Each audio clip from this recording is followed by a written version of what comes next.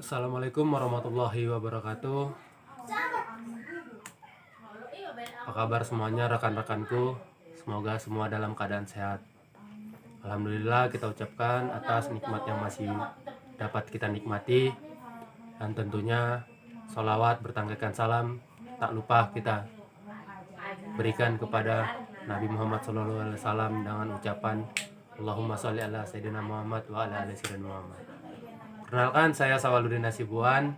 Sini akan mempresentasikan tentang pemahaman ragam bahasa yang diampu oleh dosen Ibu Rina Ari Rohma MPD. Baiklah, langsung saja kita ke pembahasannya, yaitu berikut ini.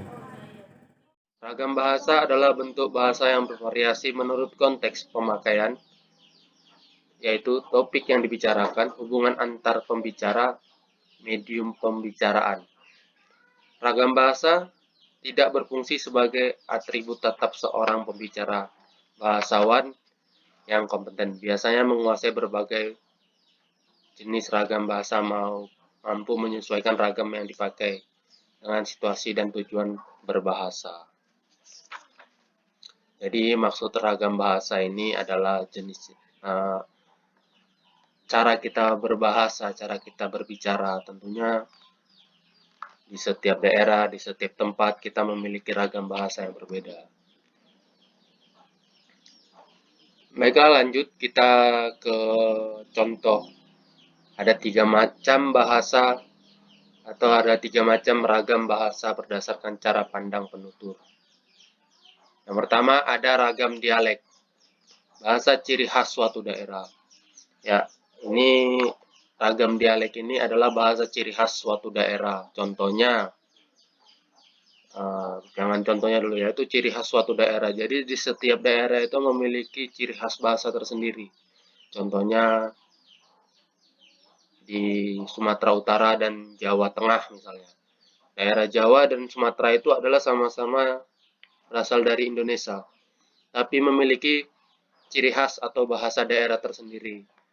Jawa Tengah dengan bahasa Jawanya, sedangkan Sumatera Utara biasanya identik dengan bahasa Bataknya. Jadi itu adalah ragam dialek. Sedangkan ragam terpelajar adalah bahasa yang digunakan untuk berbicara pada dunia pendidikan.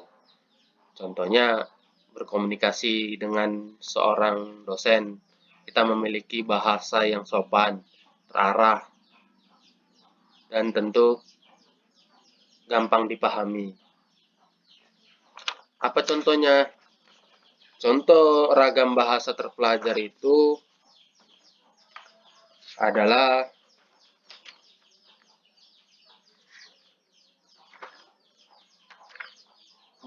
saya sudah membaca buku itu. Jadi biasanya kalau kita gunakan bahasa aku udah baca buku itu loh. Nah, jadi jika kita terpelajar, kita gunakan bahasa yang baku, yaitu saya sudah membaca buku itu. Mohon maaf Bu, tadi saya sudah membaca buku itu. Kurang lebih begitulah. Sedangkan ragam bahasa resmi dan tidak resmi ini adalah ragam resmi adalah bahasa formal yang beraturan. Jadi ini biasanya kita jumpai dalam pengetikan surat, menyurat di perkantoran. Tentu itu harus memiliki tata perkataan dan bahasa yang baik. Arah bahasanya lebih jelas, lebih teratur, dan lebih bermakna, tidak berulang-ulang. Sedangkan ragam bahasa tidak resmi itu adalah bahasa sehari-hari. Ya, bebas.